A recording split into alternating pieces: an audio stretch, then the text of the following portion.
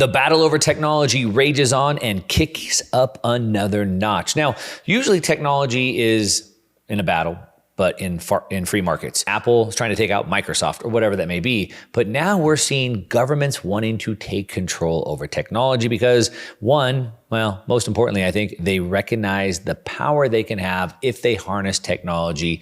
And they also recognize the problem is if we are allowed to harness the technology. They don't want us to have fire. They want to be the ones that have fire. Now, this got thrust into the mainstream full bore just this week when, of course, Elon Musk, the lightning rod, released a new product. Now, what am I talking about? Well, let's just go back a little bit in time. So we know that the government, the censorship industrial complex, has been exerting their power over not just social media platforms, but as well as alternative news sources, and of course, legacy as well. And through that exertion of censorship, they've been able to control the narrative. We know how much they controlled the narrative through Russiagate, through the elections, through the pandemic, and all of those things.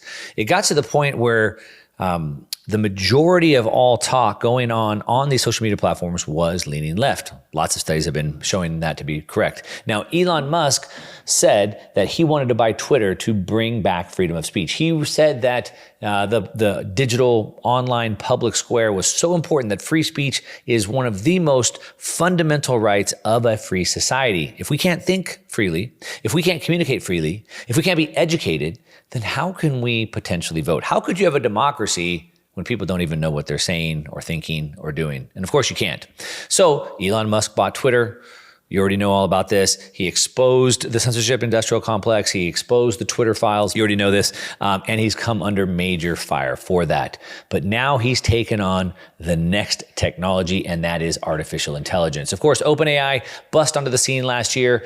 Groundbreaking technology, changing the world as we know it, helping people be smarter, I guess, except for people are now asking OpenAI questions and taking it as fact. The problem is that OpenAI and other AI models like that use something called an LLM, a language learning model, which means basically they're synthesizing and repeating back whatever they've been fed. It's just a computer.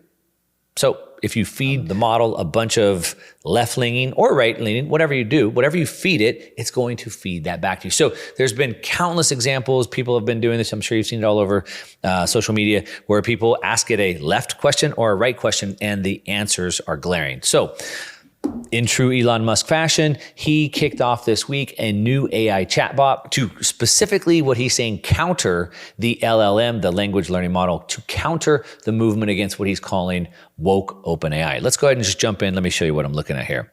So you can see here up on my screen, you see this title right here that he reveals this new AI chatbot. And in there he says that the new artificial intelligence venture, it's called xAI, wants to be a competitor to OpenAI.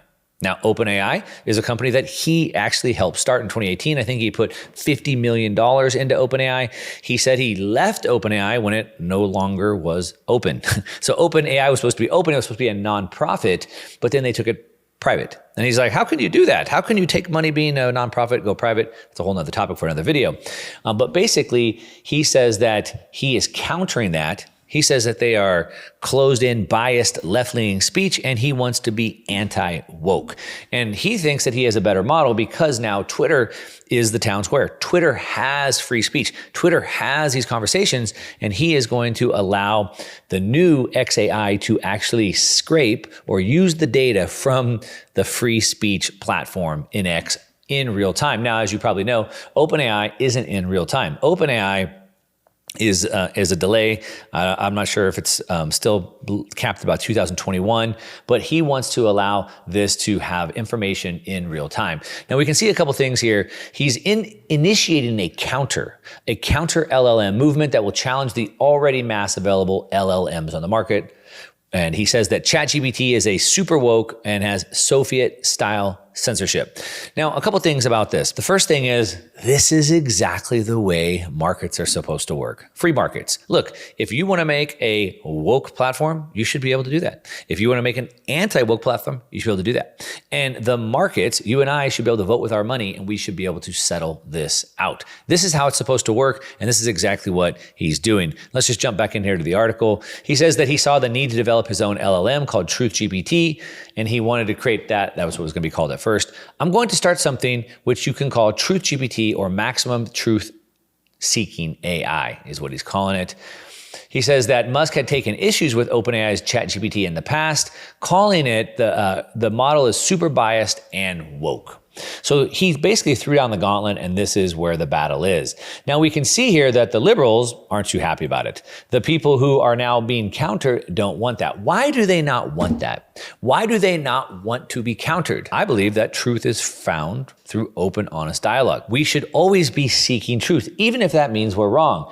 They don't want to be countered because they probably know why they're wrong. So we can see here it's a move to take on OpenAI's super woke ChatGPT. We talked about that. But a couple of things that corporate media or legacy media is already saying. So corporate media and progressives are beginning to have meltdowns. Business Insider said that it appears to have the personality of a foul-mouthed Twitter troll. Okay. So when they don't attack, and these are called ad hominem attacks, they're attacking the character of the person and not the actual facts. Could they give us an example of this? There's been numerous examples of how ChatGPT returns left-leaning, biased information, but not right-leaning. For example, there's been countless examples of it say, write me something about Donald Trump, and it won't. Write me something about Marjorie Greene, it won't. But it asks something about Hunter Biden, and it has no problem. Now, you can run this for yourself. So it'd be great if Business Insider could actually give us some examples of this, but it's an ad hominem attack. They're attacking the character. It's foul-mouthed. And of course, Elon Musk said this himself. He didn't say foul-mouthed, but he said it's fun. It's light. It talks to you more creatively. Now, what's important that I want to dig into here is that this comes about a week after President Biden signed an ambitious executive order on AI safety. Washington's goals might be to crush the counterbot movement, since their politically aligned tech companies can't censor non-approved narratives. Read that again. Washington goals is to crush the counterbot movement. Why? They don't want a counter movement. They want one single source of truth. They do not want a counter. So, of course, what do you think comes next? Cue the censorship industrial complex. Before I show you what the censorship industrial complex is doing, let's just jump into real quick what President Biden did. So you might have already heard about this. You can see right here, he issued an executive order. Again, this isn't something that we vote on. This isn't something that we get to agree on. No, this is an executive order. He's a dictator, and he's going to tell you exactly what it is. So right here, I have it up on the screen. President Biden issues executive order on safe and secure and trustworthy. So the problems with things like this is what's safe? What's safe? What's secure? What's trustworthy? We have definitions of that. I surf big waves over shallow reefs. You might consider that unsafe. I think it could be safe. What is the definition of that? And that's always going to be the problem. So let's just dig into here. So he has new standards for AI safety and security. The president directs the most sweeping actions ever. Look at that. The president directs the most sweeping actions ever. That's pretty big. Now, when you require developers, as it is here, require developers of the most powerful AI systems to share their safety test results and other critical information with the US government. So what is safety? We're going to come back to this. I'm going to answer what they call safety. You have to understand what these definitions are. Safety to me probably means something different to you, but I want to show you what the government considers safety. We'll come back to that. But before we do, that it says that in order to accomplish safety, they must notify the federal government when training the model. So this means that Elon Musk, XAI, now has to show them what information they're using to train the model. Now, guess what happens when you have to get permission? Well, that permission could be revoked. They don't like what you're feeding the model. Well, no soup for you, as we might see on Seinfeld. We can see here that they want to help ensure that AI systems are safe, secure, and trustworthy. How do they ensure that they're safe? What do they deem to be unsafe? What do they deem to be untrustworthy? Of course, we know the censorship industrial complex is calling everything misinformation, malinformation. while they're the ones that are spreading it. So what do these words even mean? Again, we're going to come back to this. But this is what is going into place. Now, of course it is. We can see here on Business Insider, ChatGPT and GPT-4 skew the most liberal, and Meta's LLMA is the most conservative. We can see here that a team of researchers from the University of Washington, Carnegie Mellon University, just so you can see it here, you know I'm not making it up, have set out to measure political biases among different major AI language models in quantifiable ways.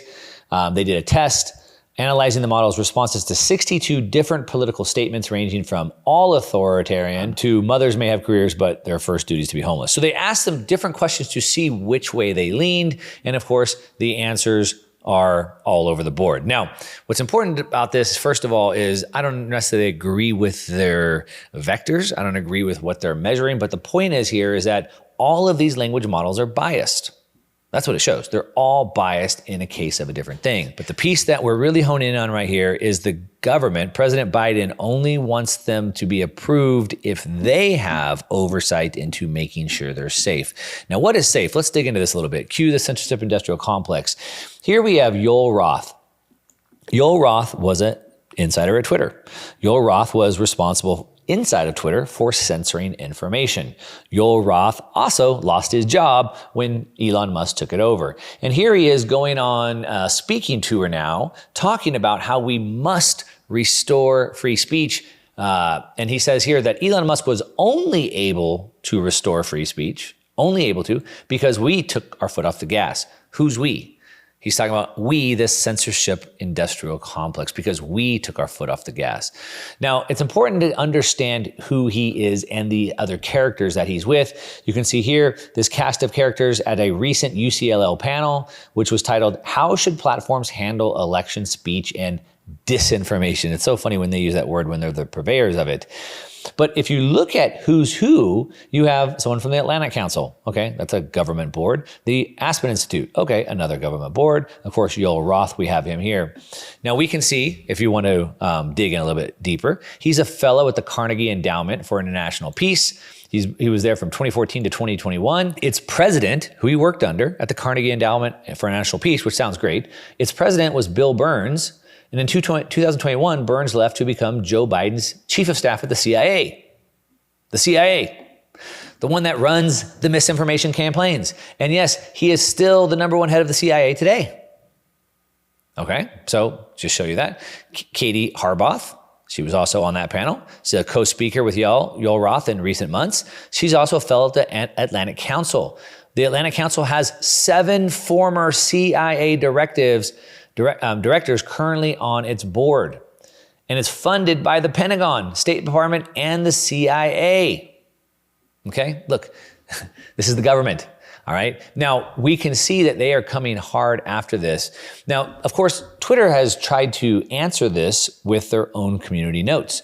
They believe in the power of the crowd, as do I. They believe that truth is found in open, honest dialogue. And so they have put community notes. And as we've seen time and time again, the community notes have flagged things much faster and much more accurately than the misinformation police have in the past. Let's dig into what the government thinks is safe and what's dangerous. What we can see here, this is directly on the Department of Homeland Security website right here.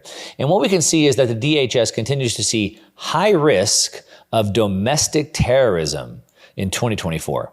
High risk of domestic terrorism. If we scroll down into this, let's take a look at the assessments, the threat assessments for 2024.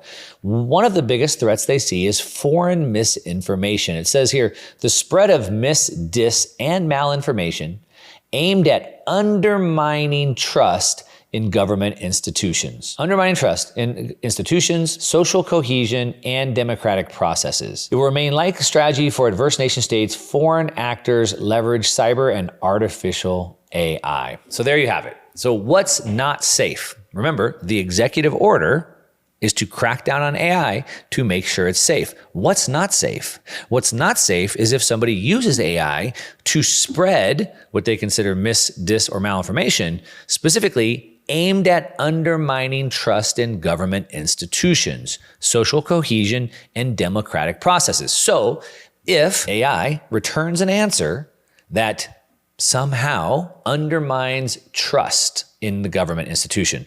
Like, for example, how they prosecute crime differently for the conservative side versus the liberal side, for example. How there's evidence of bribery, how there's evidence of crime, how there's evidence of witness tampering or election tampering. If the AI were to return any of that information, they could say that it's undermining trust in the government institutions, because it is. Because the government institutions are corrupt, if anybody talks about that, even though it's factual, it still undermines the trust. It still breaks apart the social cohesion. And in this instance, that would be spreading misinformation, and that would be a safety. That would be a national safety issue. Are you starting to understand this? What we're seeing here is that this is the fight of our lifetime. The fight of our lifetime comes down to you and I being able to receive the truth, being able to see information and think about it, talk about it, and most importantly, discuss it. The powers that be, the government wants to tell you that you can't have this power because you're not smart enough to see through this misinformation. You're a fool. You're too gullible. You'll believe anything that you see. And they want to be the single source of truth. They want to hold the fire. We can't have the fire. Now, again, I believe that the truth is found through open, honest dialogue. If they censor what I can say, they also censor what you can hear. When they censor what you can hear, they censor what you can think. Now, if we lived in a world full of truth, we wouldn't have to censor. When truth is an enemy of the leaders, then truth becomes a weapon. And that's exactly where we're at. But let me know what you think about this. Do you think that they should censor information, or do you think that they're only trying to protect themselves? My opinion is that this reminds me of the 1500s in the Protestant Reformation. In the Protestant Reformation, we saw that no matter how hard the center, no matter how hard the church and state tried to regulate speech, because the Bible was on the printing press and was released to everybody, there was no way they could contain that information, even when they punished people by death. And I think the same thing is going to happen here, as long as we have billionaires like Elon Musk continuing to try to push back. Anyway, let me know what you think in the comments down below. Of course, as always, give me a thumbs up if you like the video. If you don't, you can give me a thumbs down. That's okay. But at least leave me a comment and tell me why. I'm guessing you think I'm crazy because I like free speech. Let me know what you think in the comment down below. Subscribe if you're not already subscribed. And that's what I got. To your success. I'm out.